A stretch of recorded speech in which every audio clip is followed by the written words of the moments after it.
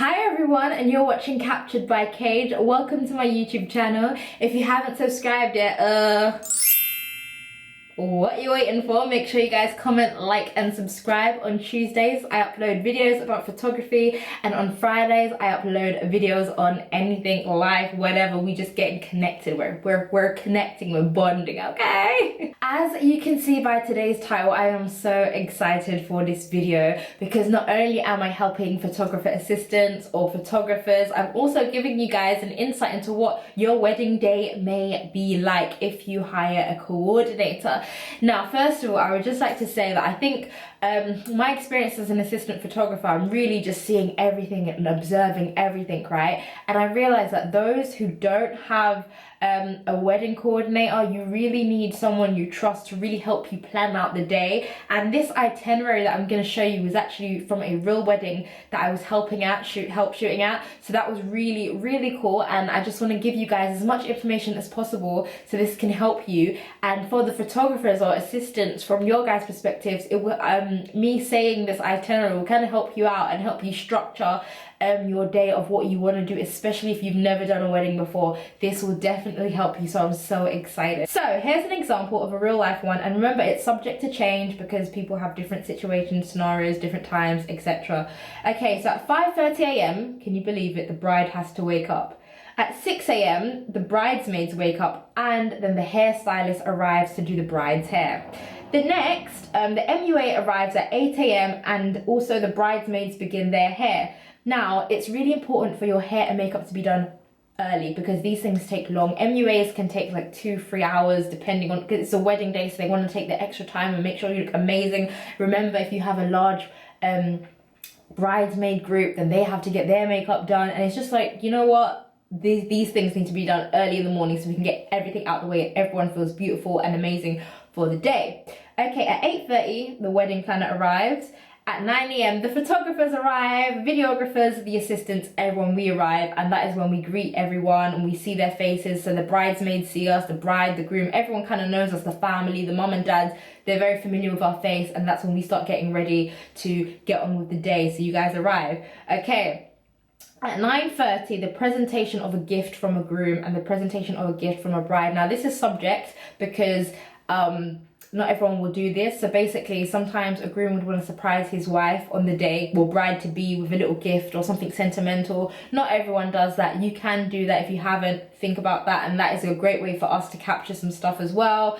At 10 a.m, the bridesmaids start getting ready, okay? And then you get the presentation of the bridesmaid's gift. So now the bridesmaid's gift, if you're a bride and you want to gift your bridesmaids, sometimes gifts can be like, you know, slippers or something sentimental. That's also something that as photographers and the assistants, we make sure, and the videographers, we make sure we get that on camera. So you just have to discuss with your client, do you want this? Is this going to happen? Is it not going to happen? I think these things also take up time, and if you have a hotel, then that's the perfect place to shoot at, and that's what we do. But if you don't want to do any gifts or sentimental things, then you can kind of scrap that. Do you know what I mean?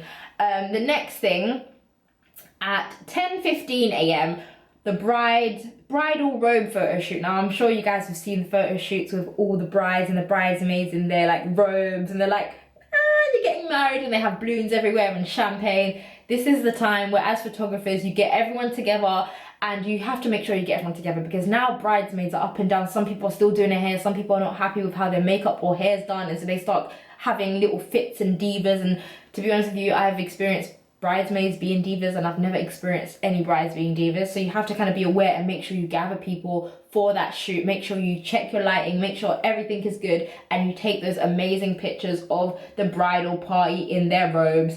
And then the end of the robe shoot, and then everyone changes into their dresses. So all the bridesmaids have to get ready now and be on point. Now, this hair says at 10, what does this say? 10:30, bridesmaids have to pack up and check out. Now, this is basically for hotels because a lot of weddings, a lot of people want to get ready in the hotel, not in their own houses, and then they want to get out. So you have to think about checking out. You really have to think about that and make sure you have all your stuff ready.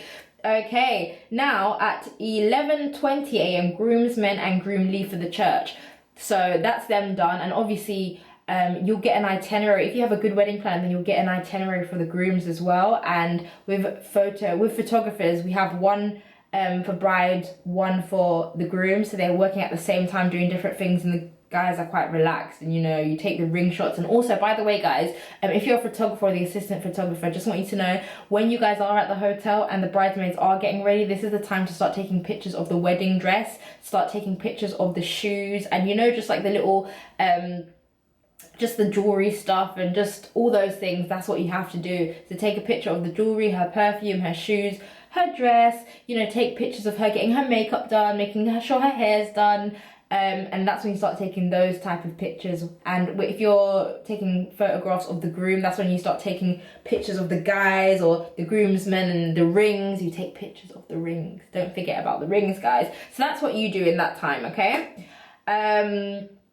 So yeah, the guys are leaving for the church at 11:30 a.m. The bridesmaids leave for the church, and then 11:30 a.m. the bride's car is getting ready to come, and then at 11:40 a.m. the bride leaves for the church, and 12 p.m. the church ceremony begins. Now that's very interesting. That seems like a really calm day, because realistically what I just said is hair, makeup, bridesmaids get done, you do the photo shoot, you exchange the gifts, then you get ready to go. Sometimes in real life things happen. Some people forget this, some people forget that, some people are divas, some parents aren't there, oh my god, what's happening? Some people are arriving late, and sometimes the makeup artist may arrive late, sometimes the hairstylist may arrive late. So you have to think about all of these things and give it enough time, hence why the bride has to wake up at 5 a.m. just so everything is cool. Now let's talk about the reception and also the church, because you guys, once this is happening, once you start the ceremony, literally the people at the reception are getting ready. So all these things you have to think about. Now at the church, obviously photographers, you guys should know what church you're shooting at or what kind of church it is already. That's when you guys drive, and make sure you get to the church before the bride. As soon as you've got your photos done, and as soon as everyone's starting to pack their stuff in the hotel, they're packing up, get your ass.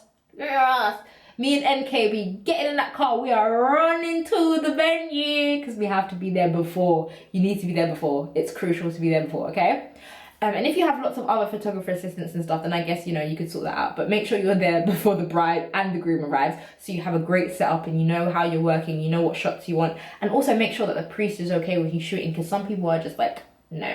Okay, so next on this itinerary list, okay, so this is the reception schedule, because right now that's just the church. So the reception schedule was at 11 a.m. because we're going to go back in time now, because we're going to go back in time a bit, because this is the reception schedule, just in case you guys want to know how things should be structured. So 11 a.m. the dance floor arrives. Now some people have a dance floor made for them in the middle of a hall. They have a dance floor. I don't know what's that about, or whatever. At 11 a.m. cakes arrive. So that's when, some people have like a sweet cakes, sweet section where they've got cakes and cupcakes and donuts and stuff like that. They arrive.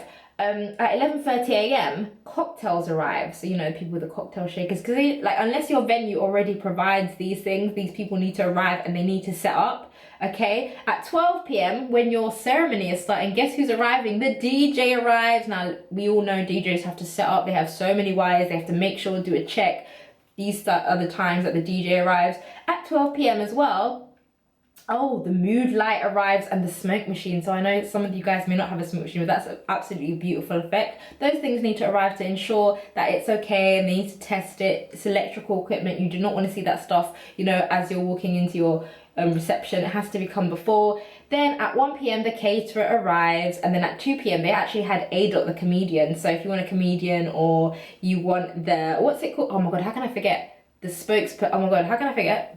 The master of ceremony, MC, sorry. If you want the MC, whatever your MC is, make sure they arrive nice and early. And then at 2 p.m. the guests begin to arrive at the venue. Now by this time, if you do have a great wedding planner, all the tables and everything will be done. 2 p.m. we should start arriving as photographers and assistants and videographers. We will arrive before the bridesmaids, so we can get a shot of what it looks like, what the venue looks like before people arrive and start putting their bags and handbags and everything, just ruining up the photographs. So you have to make sure you arrive there before. 2:30 The room is revealed to the couple. That depends on if you care about that stuff. At 3 p.m, the guests are allowed to be seated, and at 3, the canapes arrive and it's served at tables and the cocktail bar opens. So this basically was this is basically about the venue, because inside the venue was so beautiful. You didn't have to wait outside, and you go to some weddings and you just have to wait, and then you get some canapes and then you go into the reception. This one you could go straight in, and it was just a different kind of vibe. So this is whatever. Okay, now introduction. The MC starts introducing and saying safety, and talking about the wedding coordinators. Then at 4 p.m, the groom's family entrance song and the bride's family entrance song. Now this is kind of a new thing, and I think it's kind of an African wedding thing where they have like different people, not different people, but families come in, and it's like they have 6 songs, right? That's really cool, but I think it's an African thing. I've never seen that at Caribbean weddings, so yeah. Whatever, if you want to have an entrance song to come in, and then that's when the bride and groom come in together as well. You can cut all the family stuff out and just have you guys come in together. And as photographers, we need to capture that shit. As assistants, we need to be holding the light and make sure we got that, okay? When the entrance is very important. Then you have an opening prayer if you guys are religious. Opening prayer 4:35. Then a dance presentation. Now this is if you're bougie and you love a good dance presentation or whatever kind of performance you have. This was at 4:50. Grab that on your camera, make sure you've got that. And then at 5 p.m, food to be served. Now food to be served, that can take really long depending on how people, if they're doing it by tables, if you've got enough food, etc. But photographers and assistants and videographers, you guys have to really make sure that you actually eat, because sometimes people forget about us. People, like, if we're supposed to arrive at a venue for 9 a.m. and stay there all the way till like midnight, you have to actually eat. So make sure you're not afraid to just go to the front and be like, hi, I'm the videographer, I'm the photographer, I work here, can I have some food? I'm gonna sit down, eat this. Because if you don't eat and then you decide to eat when everyone's dancing, you're missing out on capturing the moments of them dancing. So you have to make sure you eat when everyone else is eating, because you don't really need pictures of people eating. You might want to take pictures of the food depending on what type of person you are, but make sure you get something to eat. And remember, if you're planning a wedding, please have a table for your vendors. Please have a table for us, because it's not really nice when we're just like standing up eating at the middle of the side and our backs are hurting because we're holding equipment. Like, just have a table for the vendors so we can eat, get refreshed, get back up, do our job, okay?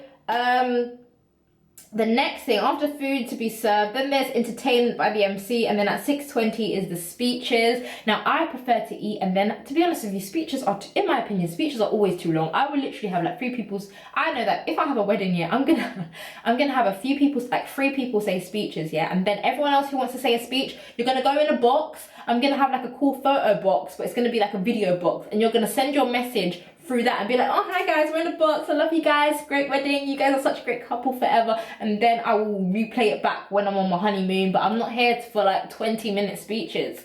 But you need to decide whether you want to have your speeches before people eat their food or after. At the end of the day, I say after, because at least people's belly's full, and then we can kind of be like, go sleep when there's that uncle or auntie who talks for like 20 minutes. But when people are saying speeches on an empty stomach, everyone's just irritated. But that's something you need to think about, and think about yourself. Do you want to hear the speeches? Do you want long? If you enjoy long speeches, do it. If you don't, do whatever. And then at 7 p.m, we have the cutting of the cake. Ooh, photographers, get in there. Make sure you're front and center. Then a toast by the groom at 7:10. Then mothers and couple dances at 7:30. Then opening the dance floor at 7:45, and then everyone's just partying, and the music shuts off at 12:30.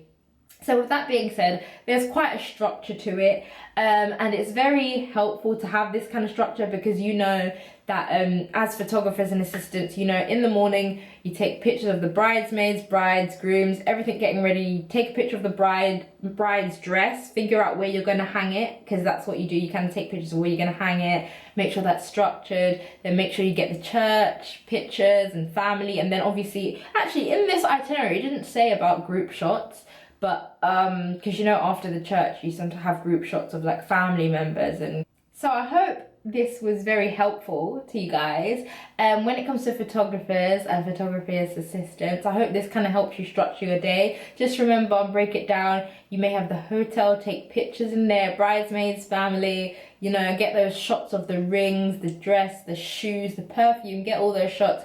Go to the church, get your shots, go to the reception, eat some food, and make sure you get shots of them dancing the entrance, the first dance, daddy-daughter dance if they have a dad, not like me, I'm not gonna have one.